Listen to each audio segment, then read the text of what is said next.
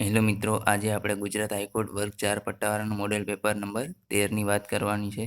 તો ચાલો મિત્રો શરૂ કરીએ. સમાનાર્થી શબ્દ લખો. કારગત, તો કારગત એટલે કૌશલ્ય અથવા તો શક્તિ. વિરુદ્ધાર્થી શબ્દ લખો. સત્વર, સત્વર એટલે મંદ. શબ્દ સમૂહ માટે એક શબ્દ આપો. ધર્મમાં અંધ હોવું તે એટલે કે ધર્માંધ. ત્યાર પછી જોઈએ રૂઢિપ્રયોગનો અર્થ આપો. આરો ન હોવો, તો આરો ન હોવો એટલે કોઈ ઉપાય ન હોવો. હાડ હસે ને લોહી તપે, કહેવતનો અર્થ સમજાવો. તો એ છે આનંદ અને ગુસ્સો બંને સાથે હોવો. સંધિ છોડો. શ્રવણ, શ્રવણ એટલે શ્રો વત્તા અણ. ત્યાર પછી જોઈએ મિત્રો સાચી જોડણી લખો. તો જે પંચવર્ષીય છે તે આ રીતે લખાશે. ત્યાર પછી સમાસ ઓળખાવો. સાગર ખેડૂ, તો સાગર ખેડૂ એટલે ઉપપદ સમાસ. પડતા પહેલાં જ તેના પ્રાણ નીકળી ગયા. અલંકાર ઓળખાવો. તો આ અલંકાર છે અતિશયોક્તિ. નદી વચ્ચે ઊભો નિર્ભયપણે એક સરખો છંદ ઓળખાવો. એ છે શિખરણી છંદ. ત્યાર પછી જોઈએ મિત્રો પરિવર્તન આ જગતનું મહત્વનું લક્ષણ છે. રેખાંકિત શબ્દની સંજ્ઞા જણાવો. તો અહીં પરિવર્તન નીચે અંડરલાઇન છે એટલે ભાવવાચક સંજ્ઞા. શબ્દકોશના ક્રમ પ્રમાણે ગોઠવો. તો શબ્દકોશ છે ઇતિહાસ, આંગણું, પતંગ અને એકમ. તો પહેલે આવશે આંગણું, ત્યાર પછી ઇતિહાસ, ત્યાર પછી એકમ અને છેલ્લે પતંગ. તળપદા શબ્દો બાધાનો અર્થ લખો. તો એ છે પ્રતિજ્ઞા. મરીજ તખલ્લુસ કયા કવિનું છે? તો એ છે અબ્બાસ વાસીનું. ધીંગા મસ્તી કયા કવિની કૃતિ છે? તો ધીંગા મસ્તી છે તે સુરેશ દલાલની કૃતિ છે. રાણક દેવીનો મહેલ ક્યાં આવેલો છે? એ છે ઉપરકોટ, જુનાગઢ ખાતે આવેલ. એન્ડ્રુજ લાઇબ્રેરી કયા જિલ્લામાં આવેલી છે? તે મિત્રો સુરત જિલ્લામાં આવેલી. કઠોળ સંશોધન કેન્દ્ર ક્યાં આવેલું છે? તે દાંતીવાડા, બનાસકાંઠામાં આવેલ. પુનિત સેવા આશ્રમના સ્થાપકનું નામ જણાવો.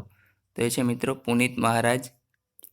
સાત ટાપુઓના શહેર તરીકે કયા શહેરને ઓળખવામાં આવે છે? તો એ મુંબઈ શહેરને ઓળખવામાં આવે છે. આચાર્ય કયા મહાનુભાવનું ઉપનામ છે? તો એ છે વિનોબા ભાવે. મારો ફિરંગીકો આ શબ્દો કોણે કહેલા? તો એ છે મિત્રો મંગલ પાંડે. ત્યાર પછી જોઈએ વિશ્વ કેન્સર દિવસ તરીકે કયા દિવસને ઉજવવામાં આવે છે? તો એ 4 ફેબ્રુઆરીના દિવસને વિશ્વ કેન્સર દિવસ તરીકે ઉજવવામાં આવે છે. ત્યાર પછી છોટાઉદેપુર જિલ્લામાં ફ્લોરસ્પાર શુદ્ધિકરણનું કારખાનું ક્યાં આવેલું છે? તો મિત્રો કડીપાણી ખાતે આવેલું. ત્યાર પછી ગણદેવી નીચેનામાંથીને કઈ બાબત માટે જાણીતું છે? તો એ ગોળ છે તે ખૂબ જ પ્રખ્યાત છે ત્યાંનો. ગુજરાતનું સૌથી વધુ મંદિર વાળું શહેર કયું છે? તો એ મિત્રો છે પાણીપત, પાલીતાણા, જ્યાં સૌથી વધારે મંદિરો છે. ત્યાર પછી જોઈએ મિત્રો સાપુતારાનો અર્થ શું થાય છે? તો એ થાય છે સાપનો નિવાસ. જામનગર જિલ્લામાં જહાજ ભાંગવાનો ઉદ્યોગ ક્યાં વિકસેલો છે? તો એ સંચાણા ખાતે વિકસેલ. સૂર્યપુત્રી તરીકે કઈ નદીને ઓળખવામાં આવે છે? એ મિત્રો તાપી નદીને ઓળખવામાં આવે છે. ત્યાર પછી કચ્છ જિલ્લામાં મેંગ્રુવ જંગલોનો વિસ્તાર કયો છે? તો એ છે માંડવીથી કંડલા સુધીનો. ગુજરાતનું સૌપ્રથમ કેમિકલ પોર્ટ ક્યાં આવેલું છે? તો એ દહેજ ખાતે આવેલ. દેવોના મોસાળ તરીકે પ્રસિદ્ધ શહેર કયું છે? તે મિત્રો સિદ્ધપુર છે, જે પાટણ જિલ્લામાં આવેલું. ત્યાર પછી જોઈએ મિત્રો વર્ષ 2015માં કયા ગુજરાતી સાહિત્યકારને જ્ઞાનપીઠ પુરસ્કાર પ્રાપ્ત થયો હતો? તો એ છે રઘુવીર ચૌધરી. ગુજરાતી સાહિત્યનું પ્રથમ હાસ્યરસિક મૌલિક નાટક કયું છે? તે મિથ્યાભિમાન છે. ત્યાર પછી જોઈએ પ્રેમાનંદની કઈ કૃતિ ચાતુર્માસમાં ગવાય છે? તો એ છે દસમસ્કંદ. ગુજરાતમાં વિજય હજારે કઈ રમત સાથે સંકળાયેલા છે? તો એ ક્રિકેટ સાથે સંકળાયેલ. પોયરુ રામા રાવ કપ કઈ રમત સાથે સંકળાયેલ છે? તો એ છે કબડ્ડી સાથે સંકળાયેલ. કોમનવેલ્થ ગેમ્સ સૌપ્રથમ ક્યાં રમાઈ હતી? તો મિત્રો સૌપ્રથમ છે તે કેનેડામાં રમાયેલ. ત્યાર પછી જોઈએ ભારત અને પાકિસ્તાન વચ્ચેની સરહદ કયા નામે ઓળખાય છે? તો એ છે રેડ ક્લિફ રેખા. મહાબળેશ્વર પાસેથીને કઈ નદી ઉદ્ભવે છે? તો એ છે કૃષ્ણા નદી. કર્ણાટકનું સૂર્ય મંદિર કયા રાજ્યમાં આવેલું છે? તો એ ઓરિસ્સામાં આવેલું છે. જ્યારે મોઢેરાનું સૂર્ય મંદિર છે તે આપણે મહેસાણામાં આવેલ. વૃક્ષનું આયુષ્ય શેના પરથી માપવામાં આવે છે? મિત્રો વૃક્ષનો આયુષ્ય છે તે વૃક્ષના થડમાં પડેલ વર્તુળાકાર વલયોથી છે તે માપવામાં આવે છે. ત્યાર પછી ખેતરમાં થતી અનૈચ્છિક વનસ્પતિઓને શું કહેવામાં આવે છે? તો ખેતરમાં થતી અનૈચ્છિક વનસ્પતિને નીંદણ કહેવામાં આવે છે. ત્યાર પછી જોઈએ પોખરણના અણુ ધરાવતા સાથે કયા વૈજ્ઞાનિકનું નામ જોડવામાં આવ્યું છે? તે મિત્રો છે એપીજે અબ્દુલ કલામ. ત્યાર પછી જોઈએ મિત્રો ભારતનું રાષ્ટ્રગાન કેટલા સમય મર્યાદામાં પૂર્ણ કરવું જોઈએ? તો છે 52 સેકન્ડમાં છે તે પૂર્ણ કરવું જોઈએ. ત્યાર પછી જોઈએ ગુજરાત વિધાનસભા ભવનનું નામ શું છે? તો એ છે વિઠ્ઠલભાઈ પટેલ ભવન. ભારતમાં વડી અદાલતના ન્યાયમૂર્તિઓ કોણ નિમે છે? તો એ મિત્રો નિમે છે રાષ્ટ્રપતિ. ત્યાર પછી જોઈએ કાશ્મીર વિધાનસભાની મુદત કેટલી હોય છે? તો એ છે મિત્રો 6 વર્ષ માટે હોય છે, જ્યારે ગુજરાત વિધાનસભાની મુદત છે તે 5 વર્ષ માટે હોય છે. ત્યાર પછી જોઈએ સૌરાષ્ટ્ર રાજ્યના મુખ્યમંત્રી સૌપ્રથમ કોણ હતા? તો એ હતા ઉચ્છંગરાય ઢેબર. ત્યાર પછી એનઆરસીનું પૂરું નામ શું છે? તો એ છે નેશનલ રજિસ્ટર ઓફ સિટીઝન. ભારતના કયા રાજ્ય દ્વારા ગેરકાયદેસર બાંગ્લાદેશી નાગરિકોને બાંગ્લાદેશ પરત મોકલવા માટે અભિયાન હાથ ધરાયું છે? તો એ મિત્રો અસમમાં હાથ ધરાયેલું. ત્યાર પછી જોઈએ રણજી ટ્રોફીનો પ્રારંભ ક્યારથી થયો હતો? તો એ છે ઈસવીસન 1934થી થયેલ. ત્યાર પછી વર્ષ 2017-18ની રણજી ટ્રોફી વિજેતા ટીમનું નામ શું છે? તે મિત્રો વિદર્ભની ટીમ હતી જે મહારાષ્ટ્રની છે અને જેને છે દિલ્હીને હરાવેલ. ત્યાર પછી ભારતમાં આવેલા છેલ્લા 3 દશકમાં સૌથી ભયાનક વાવાઝોડાનું નામ શું છે? તો એ વાવાઝોડું છે ઓખી. ત્યાર પછી જોઈએ સીએસઓનું વડું મથક ક્યાં આવેલું છે? તો સીએસઓનું વડું મથક છે તે નવી દિલ્હી ખાતે આવેલું. સીએસઓનું ફૂલ ફોર્મ થાય છે સેન્ટ્રલ સ્ટેટિસ્ટિક્સ ઓફિસ. ત્યાર પછી જોઈએ મિત્રો 1 જાન્યુઆરીના રોજ કયા પ્રસિદ્ધ વૈજ્ઞાનિકની જન્મ જયંતિ છે? તો એ છે શ્રી સત્યેન્દ્રનાથ બોઝ. ભારતમાં સૌથી મહાન પ્રવાસી તરીકે કોણ ઓળખાય છે? તો એ છે મિત્રો મહાત્મા ગાંધી. કેવાયસીનું પૂરું નામ જણાવો. તો નો યોર કસ્ટમર. ત્યાર પછી જોઈએ સુરતના હજીરા ખાતે વડાપ્રધાન નરેન્દ્ર મોદીએ કઈ સ્વદેશી ટેન્ક દેશને સમર્પિત કરેલી? તો એ છે K9 Vraj tank. Vibrant Gujarat અંતર્ગત 500 મેગાવોટનો સોલાર પાવર પ્લાન્ટ કયા જિલ્લામાં નાખવામાં આવ્યો? તો એ છે સુરેન્દ્રનગર જિલ્લામાં નાખવામાં આવ્યો. રાઇફલ શૂટિંગ ક્ષેત્રે વધુ ખેલાડીઓ તૈયાર કરી શકાય તે માટે રાઇફલ એકેડમી ક્યાં સ્થપાશે?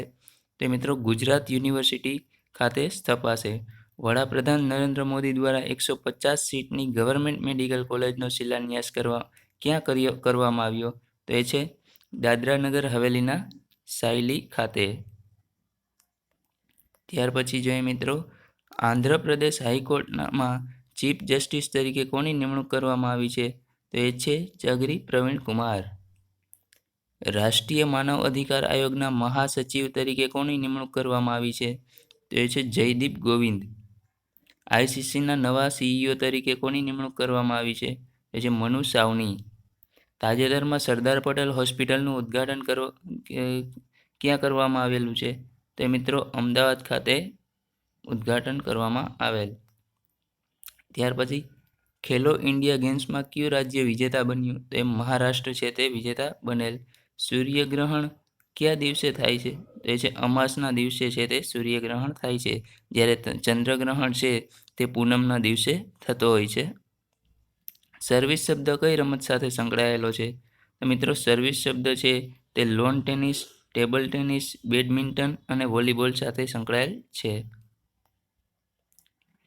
ગુજરાતના જાણીતા ભીલ ગાયિકા કોણ છે? તો એ છે દિવાળીબેન ભીલ. સ્કેટિંગમાં ઉત્કૃષ્ટ દેખાવ બદલ અર્જુન એવોર્ડ મેળવનાર પ્રથમ ગુજરાતી ખેલાડી કોણ હતા? તો એ છે નમન પારેખ. ગુજરાતમાં ડિઝાઇન માટેની વિશ્વ પ્રસિદ્ધ સંસ્થા કઈ છે? તો એ છે નેશનલ ઇન્સ્ટિટ્યૂટ ઓફ ડિઝાઇન, અમદાવાદમાં આવેલી. ત્યાર પછી જોઈએ મિત્રો ગુજરાતમાં 1000 બારીઓવાળો મહેલ ક્યાં આવેલો છે? તો એ છે રાજપીપળા. રાજપીપળા છે તે નર્મદા જિલ્લામાં આવેલું. ગાંધીજીનો નિર્વાણ દિન કયો છે? તો એ 30 જાન્યુઆરી 1948. ખોડિયાર બંધ કઈ નદી પર આવેલો છે? તો એ શેત્રુંજી નદી પર આવેલ. કયું શહેર શ્વેત ક્રાંતિના મુખ્ય મથક તરીકે પ્રસિદ્ધ છે? તે મિત્રો આણંદ છે. ત્યાર પછી જોઈએ તેન તળાવ ક્યાં આવેલું છે? તો એ ડભોઈ ખાતે આવેલું. ડભોઈ છે તે વડોદરામાં આવેલ.